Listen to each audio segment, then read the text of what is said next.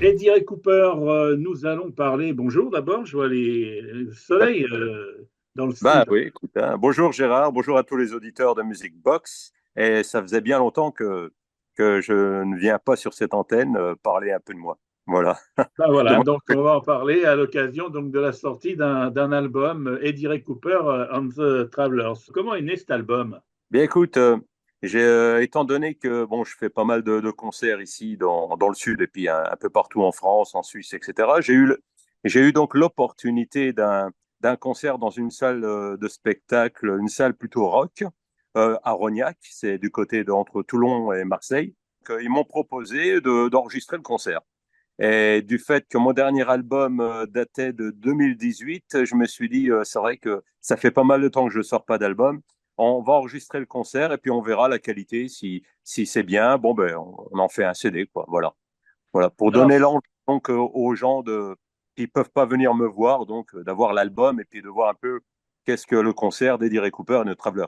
des reprises hein, dans l'ensemble, à part toujours le Limoncello Blues, qui est un peu ta marque de fabrique. Tu as bien dit ça parce que, en effet, c'est pour ça que je l'ai mis sur cet album parce que depuis que j'ai sorti la chanson Limoncello Blues, c'était sur le même album du même nom en 2012.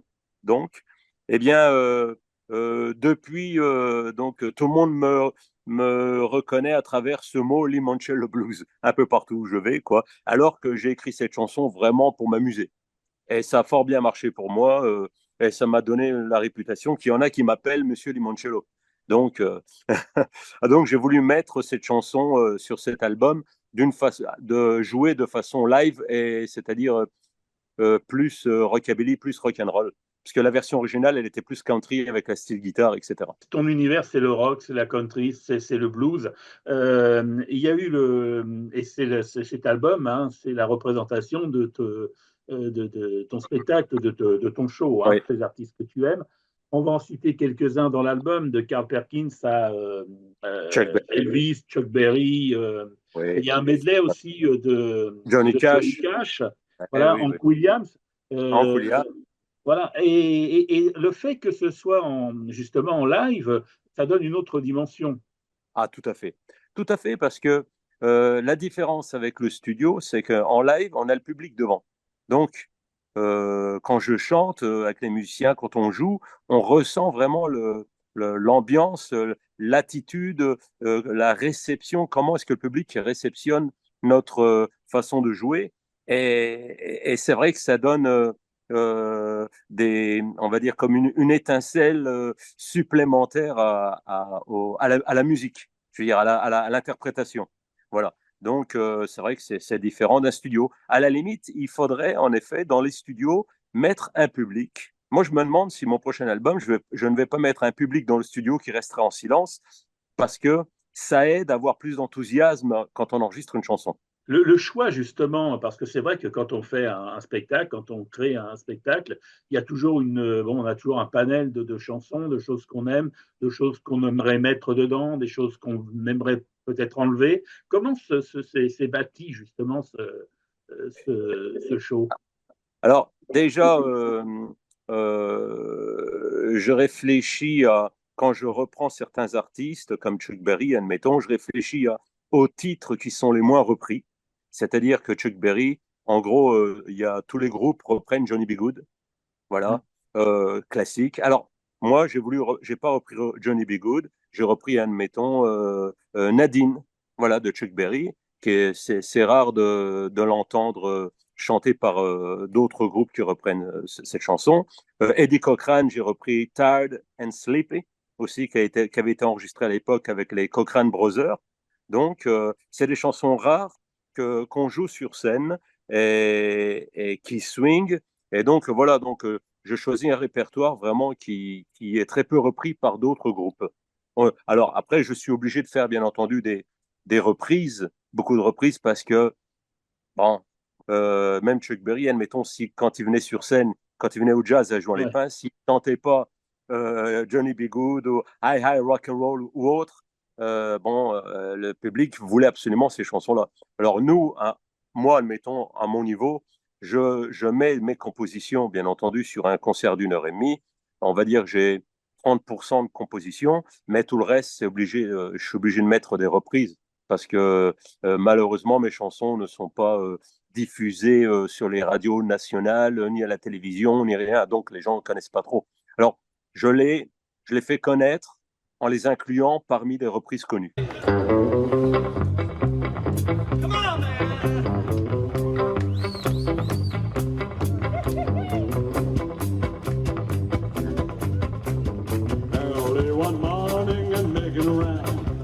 Shot of cocaine, I shot my woman down. I went right home and I went to bed. I stuck my loving 44 beneath my head. Alors, Johnny Cash a été aussi un de tes maîtres Ouais. à penser, si je puis dire, ou à jouer. Et il l'est toujours d'ailleurs, Johnny Cash. Oui. En effet, Johnny Cash, j'aime son humilité, sa simplicité. Et j'ai fait, bon, depuis pas mal d'années que je fais des concerts, que je tourne, j'ai fait pas mal de prestations en rendant un hommage à Johnny Cash. Et ça, dans tous mes concerts encore aujourd'hui, j'ai toujours une partie du concert qui rend toujours un hommage à Johnny Cash.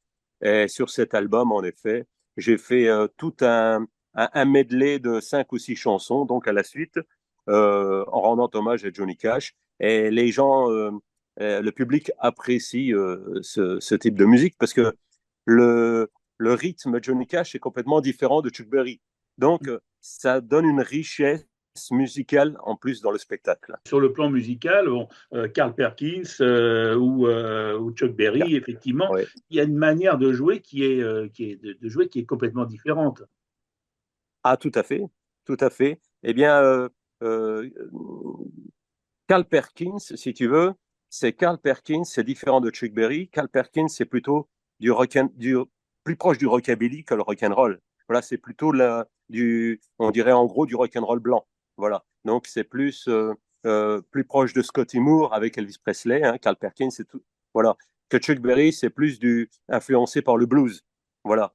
Mais les deux sont différents et donc il faut connaître quand même avoir un tout petit peu de culture musicale au départ hein, pour savoir tout ça. Et en effet, il faut essayer de rentrer dans l'intimité de la musique, voilà, de ce style de musique pour, euh, pour le jouer, quoi. Hein.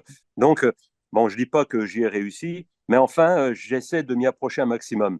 Pareil pour Carl Perkins, qui est très subtil, c'est très subtil, et ça swing avec rien du tout. Nous, sur scène, sur cet album, on est uniquement 3. Il y a basse, batterie, guitare. Et je trouve que ça sonne super bien. Si on ajoute plus de musiciens, je trouve, ça peut être bien, mais on n'est plus vraiment dans l'authenticité des années 50. Quand on arrive sur scène, dès qu'on est présenté, moi, 1, 2, 3, 4, et c'est parti.